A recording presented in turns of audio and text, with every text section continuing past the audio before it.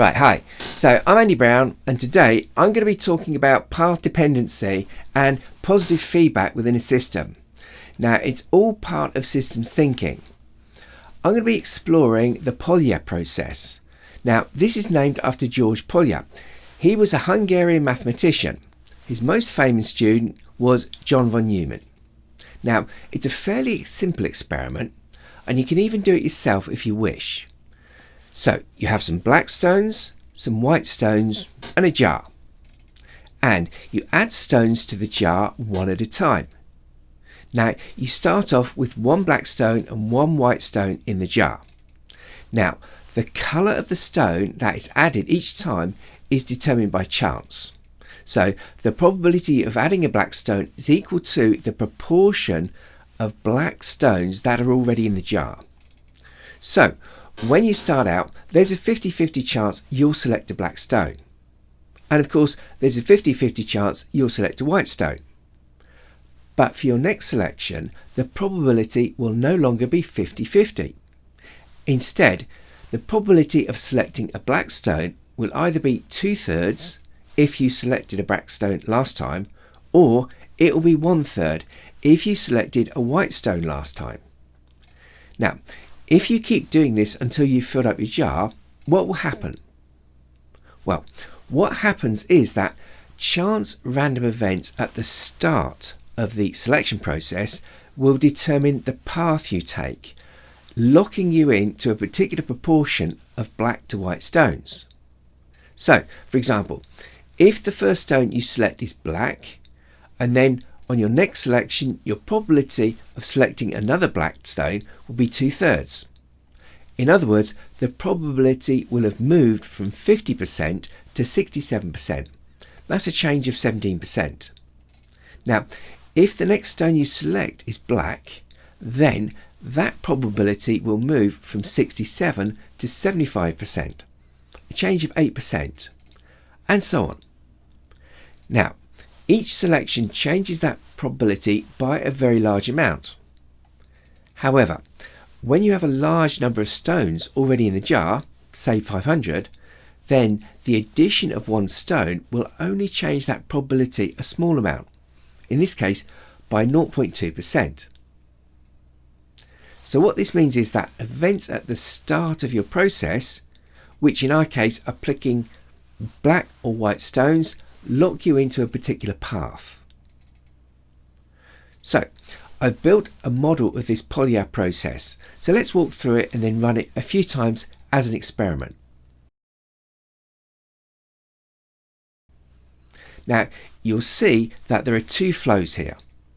The top flow represents the number of black stones that are added to the jar. This bottom flow represents the number of white stones added to the jar. And in the middle, you add the number of black stones to the white stones, giving you the total number of stones. So, to work out whether the next stone added is a black stone or a white stone, you need two things. Firstly, you need to know that the proportion of black stones to white stones. And you need some sort of random number generator, so that if the random number is above a certain value, you add a black stone, and if it's below, you add a white stone. Notice that you have 4 loops: B1, B2, R1 and R2. B1 and B2 represent balancing loops.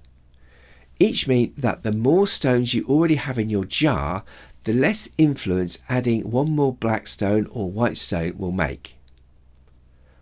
R1 represents a reinforcing loop. It means that the more black stones you have in the jar, the more likely you are to pick another black stone, so it's reinforcing. R2 also represents a reinforcing loop, but for white stones. The more white stones you have in a jar, the more likely you are to pick a white stone. So, what happens in this system if you run it? Early in the run, both the reinforcing loops R1 and R2 fight for dominance. This contest is entirely controlled by chance events coming out from the random draw. Therefore, purely by luck, one of the reinforcing loops will become dominant. For example, If you have a run of black stones at the beginning of the process, then the probability of subsequently selecting a black stone increases. Later in the run, as the total number of stones in the jar increases, then the balancing loops become dominant. Adding one more stone of either colour to the jar makes little difference, and the next chance event will likely reverse any effect of the previous one. Therefore, you'll have a system that shows a great deal of variability at the start, but then settles into stability. There may well be a wide variation in outcomes, but each of those outcomes will be stable. Let's have a brief look inside the model. Then we'll run it a few times and get some outcomes. Let's start by looking at the stock black stones. Clicking on the equation icon and then on the icon for black stones opens up the equation editor for that item. We can see that the level of black stones is simply equal to the number of black stones added. Also, we can see that the jar starts off with one black stone inside it. Next, we look at the number of white stones and, as expected, it is simply equal to the number of white stones added, and we start off with one white stone inside the jar. Next, we look at the total number of stones, which is simply the number of black stones plus the number of white stones. Next, we look at the proportion of black stones. This is simply the number of black stones divided by the total number of stones. Next, we look at the proportion of white stones. This is simply the number of white stones divided by the total number of stones. Here we see we are adding one stone each time. And here is the random number generator. It gives us a random number uniformly distributed between 0 and 1. And we get the random number run from a random seed generator. Here's the random seed generator. It must be an integer, and we will use an integer between 0 and 10. This is how we determine whether to add a black stone. And we take that random draw or random number, and if it is less than the proportion of black stones already in the jar, then we will add one stone. If not, we will not add a stone. And this is how we determine whether to add a white stone. We'll use that same number from the random draw, but this time we subtract it from 1. And if that value is less than the proportion of white stones currently in the jar, then we'll add a white stone. If not, then we will not add a white stone. Okay, let's now run it through a few times and see what we get. Let's click to start a run now. Let's start, and we'll move to another view where I've created a custom graph and a slider to control the random seed we put into the random number generator. What you're looking at here is the proportion of black stones for a given run, which is represented by the blue line. You can also see a red line, which represents the random number draw. Now remember, if the random draw number is less than the proportion of black stones already in the jar, then we will add a black stone. This means that whenever the red line is below the blue line, then we will add a black stone, and the blue line will go up. Similarly, if the red line is above the blue line, then we will not add a black stone, but instead we'll add a white stone and the blue line will go down.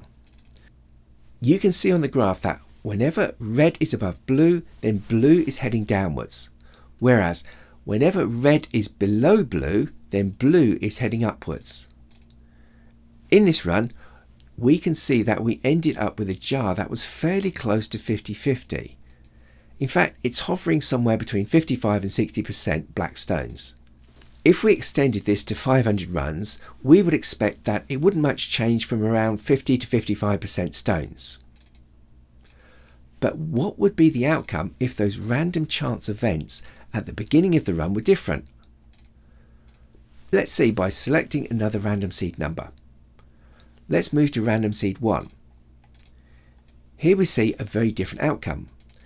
Those chance events at the start of the run mean that at the beginning the red line was mostly underneath the blue line. This meant that very quickly the proportion of black stones increased rapidly to around 80%. After that, the system stabilised as the balancing effect of having a large number of stones in the jar meant that the random chance events had very little influence. If you looked at the red line on this run and compared it to the previous run, you'd see that it's just as noisy, jumping around just as much. So the random events are still there, it's just that by chance random events at the start of the run influenced the system, so the proportion of black stones at around 80% was very different from the previous run, which was around 60%. Let's now look at a few more runs with different random seed.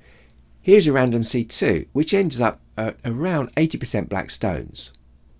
Random seed 3 ends up around 90% black stones. Random seed 4 ends up around 65%. Random seed 5 is around 20%. Random seed 6 is around 2% black stones. Random seed 7 is around 98% black stones. Random seed 8 is around 30% black stones. Random seed 9 is around 75% black stones. And finally, random seed 10 is around 20% black stones.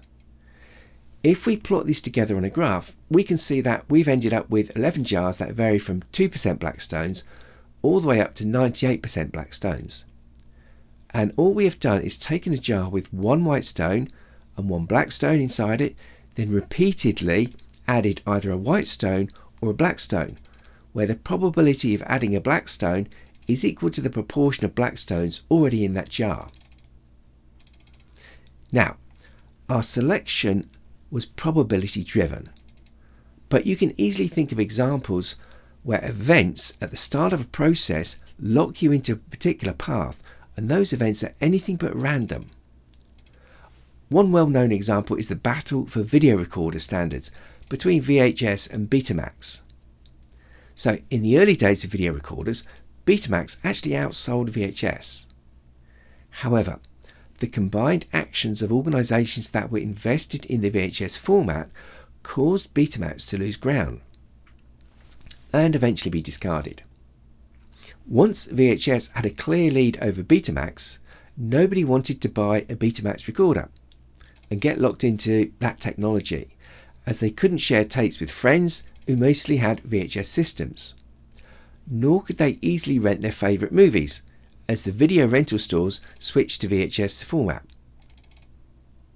Now, this path dependency affects us very much in software development. If we do Agile, we mostly follow the Scrum methodology rather than extreme programming, Crystal, or other lesser known Agile approaches. If we choose a test automation tool, we will choose something like Selenium or Cypress. That is widely used, so that we have a large pool of automation engineers to recruit from. The software we build may also be sitting in a competitive environment that experiences this effect. If that software is available before its rivals, it may gain a lead that they struggle to catch up with. Conversely, if that software is released with lots of bugs, it may turn potential customers towards rival software, which may gain a lead which we struggle to catch up with.